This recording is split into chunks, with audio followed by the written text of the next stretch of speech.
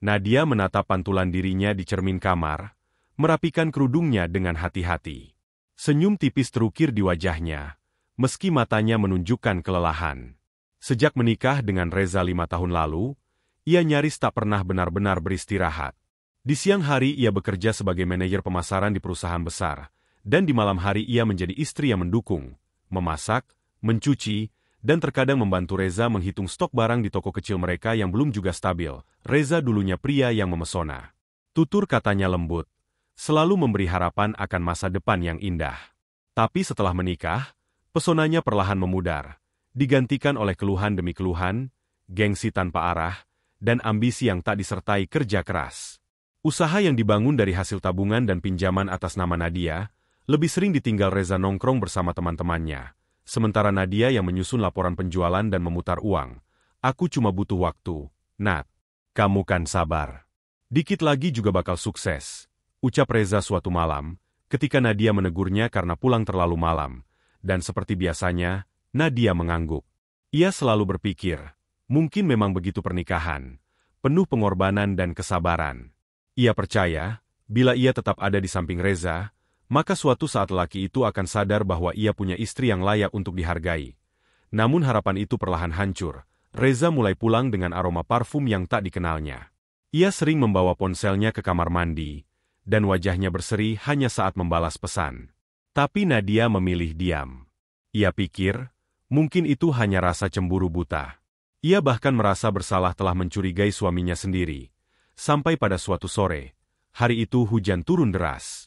Nadia memutuskan pulang lebih cepat dari kantor, karena merasa kurang enak badan. Ia ingin beristirahat, mungkin merebahkan diri sebentar sebelum menyiapkan makan malam. Tapi begitu membuka pintu rumah, langkahnya terhenti di ambang ruang tamu. Reza duduk di sofa, dengan seorang perempuan muda bersandar manja di pundaknya. Mereka tertawa, terlalu nyaman untuk sekadar teman. Apa-apaan ini, Reza? Suara Nadia bergetar, bukan karena marah, tapi karena hatinya yang remuk. Reza berdiri dengan cepat, wajahnya tak menunjukkan rasa bersalah. Malah ia tertawa kecil dan berkata, "Sudahlah, Nat, aku capek sama kamu. Kamu terlalu serius, terlalu banyak atur ini itu." Dia, Reza menunjuk perempuan itu, bisa bikin aku bahagia. Nadia menahan napas. Tapi sebelum ia bisa berkata apa-apa, Reza melangkah mendekat dan, dengan dingin, mengucapkan 3 kata, "Aku talak kamu." 1. Aku talak kamu. 2. Aku talak kamu. 3. Seperti bunyi palu hakim yang menghancurkan dunia. Semudah itu. Di depan perempuan lain, di dalam rumah yang dibangun dari keringatnya sendiri. Dan Reza pergi tanpa menoleh. Nadia berdiri diam. Air matanya jatuh satu persatu. Tapi bukan karena kehilangan, melainkan karena penyesalan. Ia telah bertahan terlalu lama untuk seseorang yang bahkan tak menganggapnya manusia.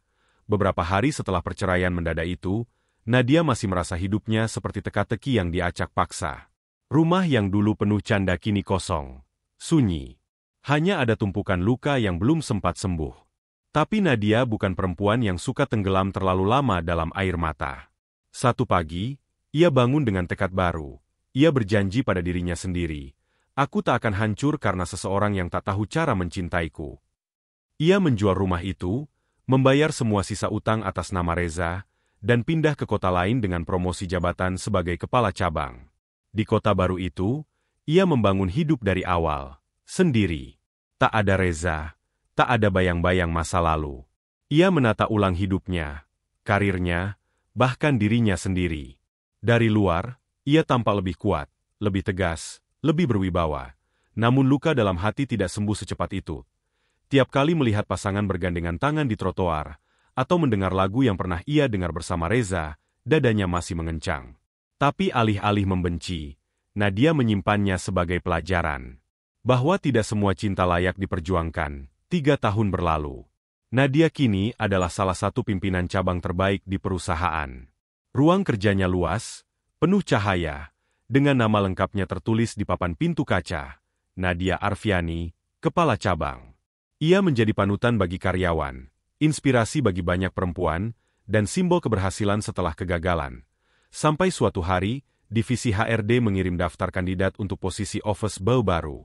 Satu nama membuat jantung Nadia berhenti sejenak. Reza Prasetya, Ia tak percaya. Dunia seakan bermain-main. Dalam diam, ia meminta berkas lamaran Reza. Foto yang terlampir membuatnya tercekat. Reza tampak lebih tua dari usianya, matanya sayu, dan ia mengenakan kemeja lusuh. Nadia bisa saja menolak. Ia bisa memberi catatan, tidak layak, dan menyingkirkan Reza dari hidupnya sekali lagi.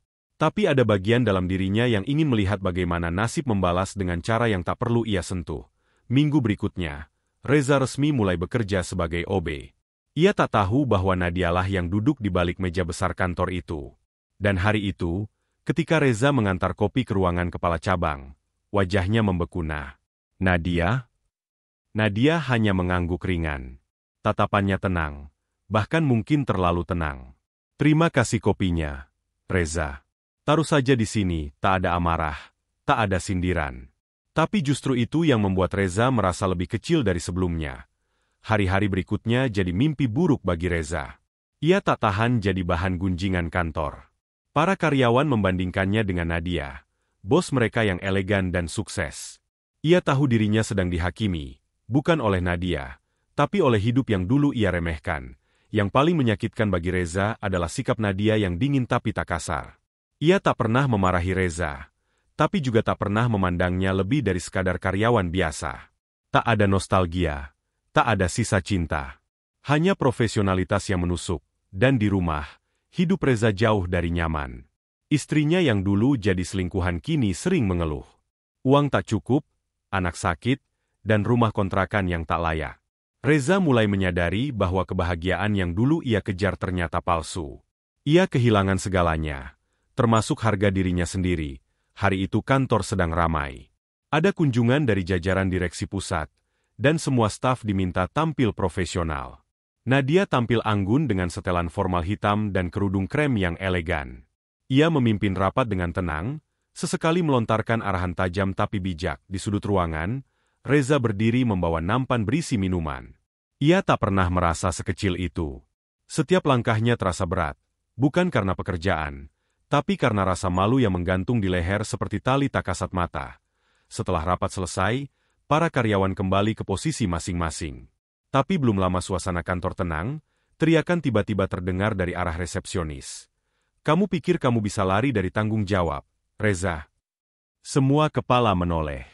Seorang perempuan datang menerobos masuk, istri Reza.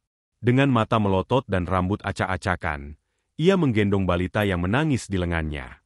Petugas keamanan berusaha menenangkannya, tapi perempuan itu tak peduli. Nadia, kamu puas.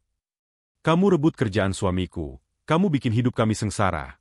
Teriaknya lantang, menunjuk Nadia yang kini berdiri di depan pintu kantornya. Semua terdiam, karyawan mulai berkumpul, sebagian mengambil video diam-diam. Wajah Reza memucat. Ia ingin lenyap dari tempat itu. Tapi Nadia melangkah maju, tetap tenang, tanpa raut marah sedikit pun. Ia menatap perempuan itu dalam-dalam. Saya tidak merebut apapun dari Anda. Apa yang Anda dan suami Anda alami hari ini adalah hasil dari pilihan kalian sendiri. Saya hanya menjalani hidup saya. Kamu pasti balas dendam. Biar suami saya jadi pesuruh kamu sekarang. Nadia menarik napas dalam, lalu menoleh ke semua karyawan yang menatap, menunggu reaksinya. Suaranya pelan, tapi tegas, cukup lantang untuk didengar seluruh ruangan. 3 tahun lalu, saya dicerai di depan perempuan ini. Tanpa penjelasan, tanpa rasa hormat. Tapi saya tidak balas dendam. Saya tidak cari pelampiasan. Saya memilih bangkit, membangun hidup saya dari nol. Dan sekarang, ketika dia berdiri di sini sebagai office boy, itu bukan karena saya turunkan dia. Itu karena hidup punya caranya sendiri untuk menunjukkan kebenaran. Hening, nafas Reza memburu, menunduk dalam-dalam, tubuhnya gemetar. Istrinya berdiri terpaku, kehilangan kata-kata. Semua orang kini melihat Nadia bukan hanya sebagai atasan, tapi sebagai sosok kuat yang telah menang dengan elegan. Nadia menatap Reza untuk terakhir kalinya. Saya tidak akan mempermalukanmu, Reza. Karena sekarang, aku tahu, aku jauh lebih berharga dari apa yang pernah kamu lihat. Setelah insiden di lobi kantor itu, suasana di perusahaan berubah drastis. Karyawan yang tadinya hanya mengagumi Nadia sebagai atasan, kini benar-benar menghormatinya sebagai pribadi. Video kejadian itu diam-diam tersebar ke grup internal, Dan tak butuh waktu lama sebelum kisah Nadia menjadi inspirasi bagi banyak orang, terutama para perempuan yang pernah merasa hancur oleh pengkhianatan. Sementara itu, Reza seperti bayangan yang kehilangan bentuk. Ia menjalani hari-harinya di kantor dengan kepala tertunduk. Rasa malu yang dulu tak pernah ia miliki kini menjadi teman akrab. Setiap kali melewati ruangan Nadia, hatinya berdesir, bukan karena cinta, tapi karena penyesalan yang dalam suatu sore, Reza mengetuk pintu ruang kepala cabang. Nadia mengizinkan masuk tanpa mengalihkan pandangannya dari laptop. "Maaf, Nadia," suara Reza lirih. "Aku cuma ingin bilang terima kasih. Karena kamu tidak pecat aku. Karena kamu lebih manusia dari aku waktu itu." Nadia menutup laptopnya perlahan. Ia menatap Reza, matanya teduh, tapi tak lagi menyimpan rasa. "Reza, aku memaafkan kamu. Tapi kamu harus tahu, memaafkan bukan berarti melupakan. Dan bukan berarti aku akan membiarkan kamu berada di sekitarku terus. Ini bukan soal balas dendam. Ini soal menjaga ruangku tetap bersih dari luka yang dulu pernah ada." Reza mengangguk, matanya berkaca-kaca. "Aku mengerti. Mulai minggu depan, kamu akan dipindah ke cabang luar kota. Perusahaan butuh tenaga OB di sana. Dan aku rasa itu tempat yang lebih baik untuk kamu mulai dari awal. Di sini, kamu akan terus dibayang-bayangi masa lalu." Reza terdiam lama. Tapi akhirnya ia mengangguk lagi. "Terima kasih. Sudah kasih aku kesempatan." Beberapa bulan berlalu. Reza pindah ke cabang lain dan mulai memperbaiki hidupnya sedikit demi sedikit. Ia bekerja lebih serius, mencoba belajar dari setiap kesalahan. Tak ada jaminan hidupnya akan membaik sepenuhnya. Tapi setidaknya ia mulai menanam benih kesadaran. Sementara itu, Nadia justru makin bersinar. Ia diangkat menjadi regional director dan mulai sering diundang sebagai pembicara di berbagai seminar tentang kepemimpinan dan pemberdayaan perempuan. Banyak yang terinspirasi oleh kisahnya, bukan karena ia pernah dikhianati, tapi karena ia tak membiarkan luka itu mendikte sisa hidupnya. Suatu malam, Nadia berdiri di balkon apartemennya, menatap langit kota yang gemerlap. Hembusan angin malam membawa ketenangan. Ia menyesap teh hangatnya perlahan dan tersenyum kecil. Hidup tak pernah mudah, pikirnya. Tapi ia bersyukur, karena dari luka yang dalam, ia tumbuh menjadi pohon yang tak bisa lagi dihempas angin. Dan untuk Reza, ia adalah bagian dari masa lalu. Pelajaran pahit yang tak akan dihapus, tapi tak akan pula disesali. Karena dari sanalah Nadia menemukan versi terbaik dari dirinya. Sekali kau buang perempuan yang tulus mencintaimu, jangan harap dia akan kembali. Dunia akan mengangkatnya ke tempat yang tak lagi bisa kau sentuh.